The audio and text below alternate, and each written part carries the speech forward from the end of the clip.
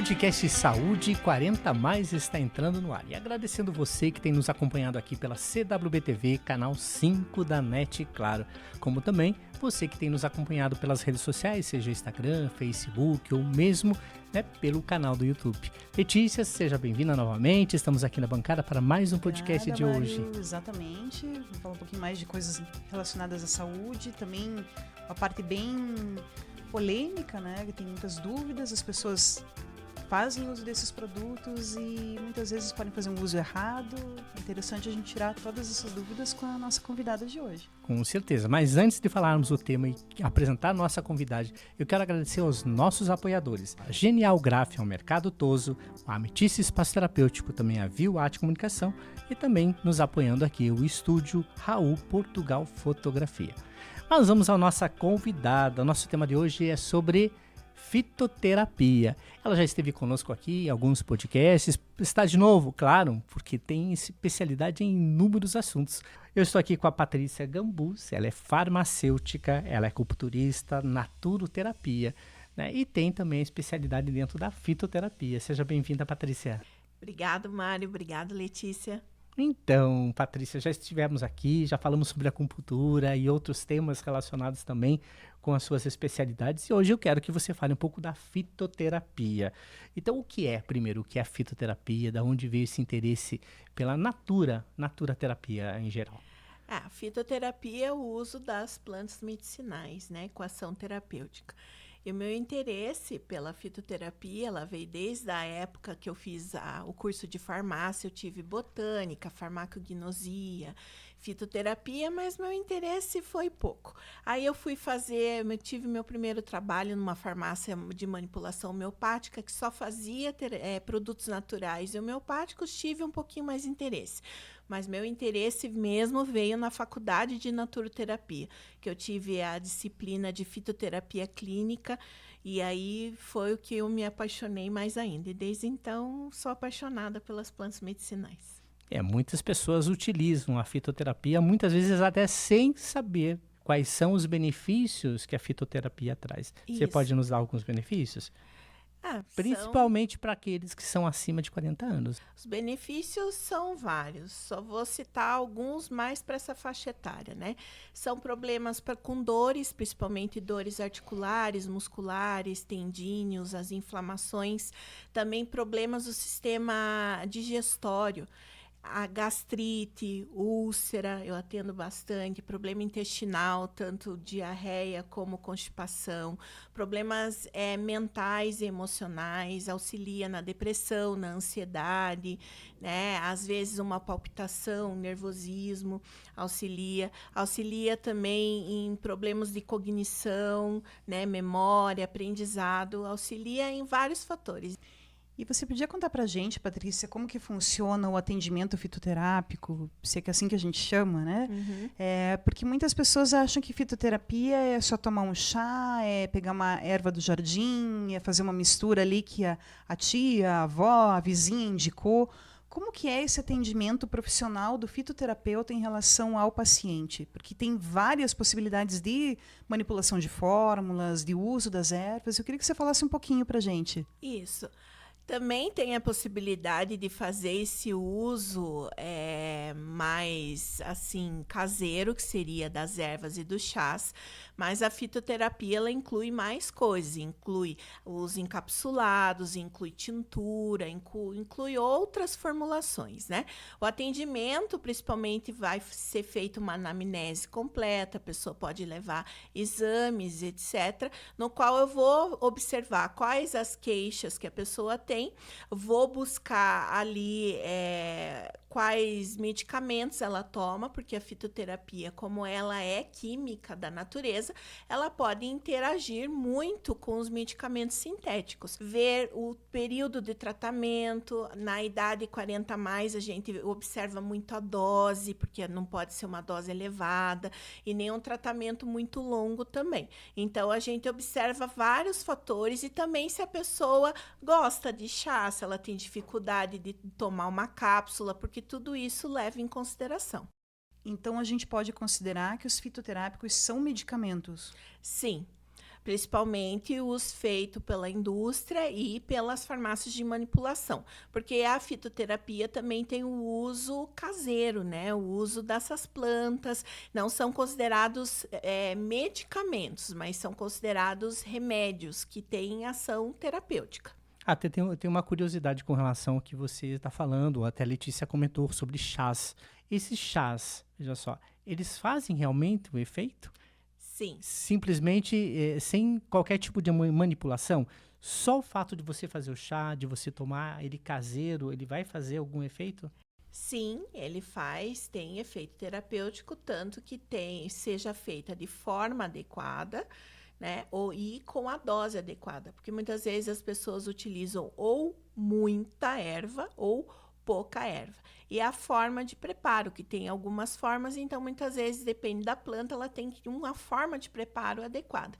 Mas ela faz, sim, a gente diz que é uma forma ancestral da fitoterapia e que ela funciona assim. Só que a única coisa é que você vai tomar mais quantidade de chá do que se fosse comparado com uma cápsula. Vai ter que tomar 1 litro de chá comparado com 2 cápsulas por dia. Pergunta bem leiga, Patrícia, mas acho que pode ser pergunta de muita gente aí em casa também, né? O chá de saquinho que a gente compra no mercado, o chá de camomila, como é o que a gente está colocando aqui, ele tem esse efeito positivo, calmante, o digestivo, seja lá o que for, das propriedades dele, ou tem que ser a erva seca? Enfim, pode dar um exemplo para a gente em relação a isso? Dentro da fitoterapia, a gente diz que essas ervas de saquinho, ela não tem efeito terapêutico, porque ela não tem a parte certa ou a quantidade certa que a gente necessita.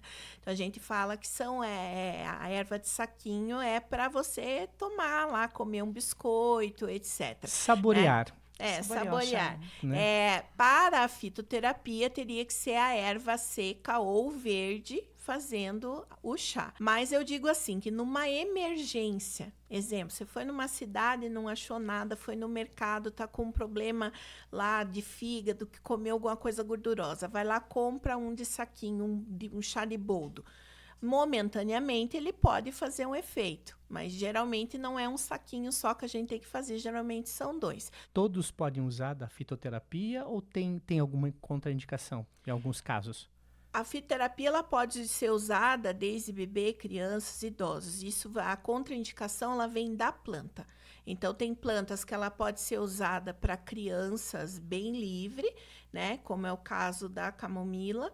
E tem plantas que já não pode ser usado nem para crianças, gestantes, idosos. Então, a contraindicação é por planta, não pela fitoterapia em si. Patrícia, em relação ao envelhecimento, existe algumas ervas específicas para tratar, por exemplo, a mulher na menopausa, o homem na andropausa? Geralmente, que tipo de tratamento é voltado para essas pessoas?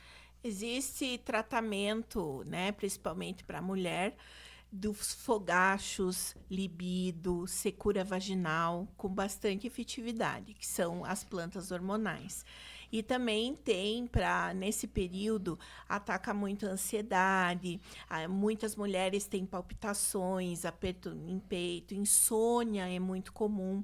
Então, para essa questão de fogachos, eu gosto muito de uma planta chamada simicifuga, né? Até o Mário perguntou, mas pode usar? Simicifuga é uma planta que ela já não acha ela para fazer chá, ela tem que ser consumida em cápsula.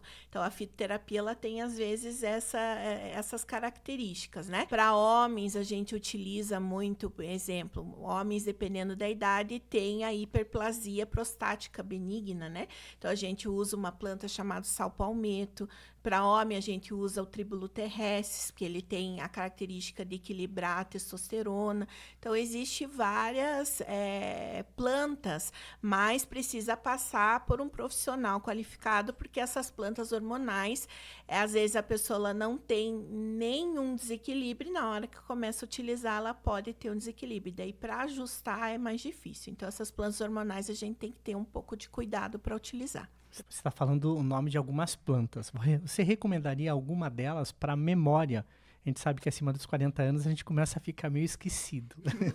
Sim, existe uma planta que se chama bacopa.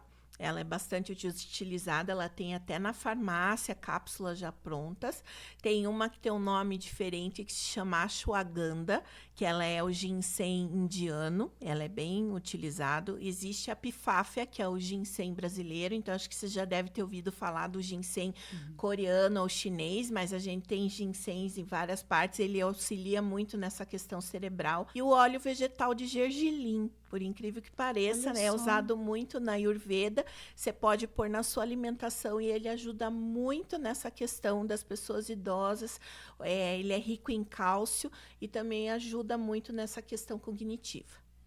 E para outras questões, por exemplo, problemas cardíacos, de articulação, outros problemas relacionados ao envelhecimento, dores, existe um tratamento fitoterápico, de repente, para passar algum produto na perna, na pele, ou mesmo um chá? Como que é o atendimento para esse tipo de problema de saúde?